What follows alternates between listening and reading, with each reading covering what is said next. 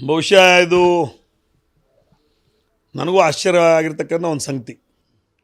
ಯಾಕಂದರೆ supreme court ಪದೇ ಪದೇ ಪದೇ ಇವತ್ತು ದಿವಸ ಕ್ಯಾಲೆಂಡರ್ ಆಫ್ ಇವೆಂಟ್ಸ್ ಡಿಕ್ಲೇರ್ ಆದ ನಂತರ ಚುನಾವಣೆಯಲ್ಲಿ ಯಾವುದೇ ಕೋರ್ಟು ಅಥವಾ ಯಾವುದೇ ಸಂಸ್ಥೆ ಕೈ ಹಾಕ್ತಕ್ಕದ್ದಲ್ಲ ಅಥವಾ ಸ್ಟೇ ಮಾಡ್ತಕ್ಕದ್ದಲ್ಲ ಅನ್ನುವಂಥ ವರ್ಡಿಕ್ಸ್ಟು ಭಾಳ ಸಲ ಆಗಿದ್ದಾವೆ. ಆದರೂ ಸಹಿತ ಇವತ್ತೊಂದು ಸ್ಟೇ ಮಾಡಿದ್ದಾರೆ ಅಂದ್ರೆ ಅದು ಏನೈತೆ ಅನ್ನೋದ್ರ ಬಗ್ಗೆ ಕಾನೂನು ಮಾಹಿತಿಯನ್ನು ತೊಗೊಂಡು ಕಾನೂನು ಹೋರಾಟ ಮಾಡೋದ್ರ ಮುಖಾಂತರ ಚುನಾವಣೆಯನ್ನು ಆದಷ್ಟು ಬೇಗ ಮಾಡಿಸ್ಲಿಕ್ಕೆ ಪ್ರಯತ್ನ ಮಾಡ್ತೀನಿ. ಬ್ಯಾಂಕ್ ನಿರ್ದೇಶಕನಾಗಿ ಆಯ್ಕೆಗೆ ಹೋಗ್ತೀನಿ. ಪರೋಕ್ಷವಾಗಿ ಅದು ಕಾರಣ ಇರ್ಬೋದು, ಪರೋಕ್ಷವಾಗಿ ನನ್ನನ್ನು ಎದುರ್ಸಕ್ಕೆ ಆಗಲಾರ್ಕನ ಇದೊಂದು ಹಿಂದಿನ ಭಾಗದಿಂದ ಒಂದು ರಾಜಕಾರಣ ಮಾಡುವಂಥ ಷಡ್ಯಂತ್ರ ಬಹುಶಃ ನಡೆದಿರ್ಬೋದು. ಅಥವಾ ಈ DCC ಬ್ಯಾಂಕಿನಾಗ ರಮೇಶ್ ಕತ್ತಿ ಒಳಗೆ ಬಂದಂದ್ರೆ ಈ ಲಕ್ಷ್ಮೀ ನರಸಿಂಹಯ್ಯ ಅನ್ನುವಂಥ ಒಂದು ಏನು ಬೋಗಸ್ ಕಂಪ್ನಿಗೆ ಸಾಲ ಕೊಟ್ಟಾರೆ ಅದರ ಬಗ್ಗೆ ಅವು ಪ್ರಶ್ನೆ ಮಾಡೋದ್ರ ಮುಖಾಂತರ ಆ ವಿಷಯಗಳನ್ನೆಲ್ಲ ಕೆಣಕಿ ಜನರಿಗೆ ಬಹುಶಃ ತಿಳಿಸಿ ಹೇಳ್ತಾನೆ, ತಿಳುವಳಿಕೆ ಕೊಡ್ತಾನೆ ಅನ್ನೋಂಥ ಅದು ಇರ್ಬೋದು. ಯಾಕಂದರೆ ಲಕ್ಷ್ಮೀ ನರಸಿಂಹಯ್ಯ ಕಂಪ್ನಿ ಆದರೂ ಯಾರದಾರು ಗೊತ್ತಿಲ್ಲ.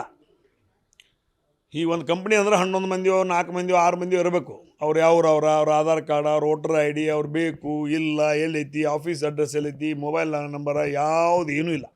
ಇವತ್ತು ಅಲ್ಲಿ 180 ಕೋಟಿ 190 ಕೋಟಿ ಅಲ್ಲಿ ದುಡ್ಡು ಕೊಟ್ಟು ಗಡಪುರ ಸಹಕಾರಿ ಕಾರ್ಖಾನೆ ಬಹುಶಃ 88-90ರಲ್ಲಿ ಸಾಲ ತೊಗೊಂಡರು.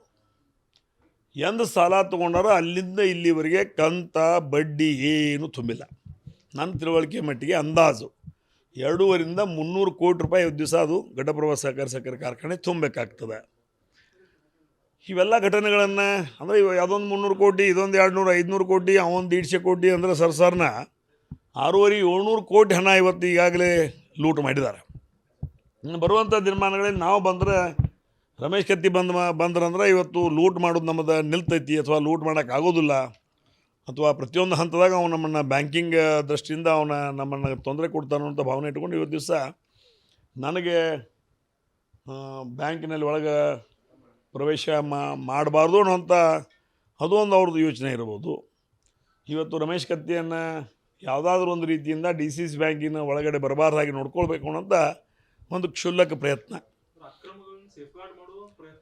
ಸಂಪೂರ್ಣ ಅವರು ಮಾಡಿರ್ತಕ್ಕಂಥ ಅಕ್ರಮಗಳನ್ನು ಸೇಫ್ಗಾರ್ಡ್ ಮಾಡುವಂಥ ಮೊದಲನೇ ಆದ್ಯತೆ. ಎರಡನೇ ಆದ್ಯತೆ ಇನ್ನು ಈ ಬ್ಯಾಂಕು ತಗೊಂಡು ಸಂಪೂರ್ಣ ನುಂಗಿ ಬಿಡುವಂಥದ್ದು ಎರಡನೇ ಆದ್ಯತೆ. ಗ್ಯಾರಂಟಿ ನ್ಯೂಸ್, ಸುದ್ದಿ ಖಚಿತ, ನ್ಯಾಯ ನಿಶ್ಚಿತ.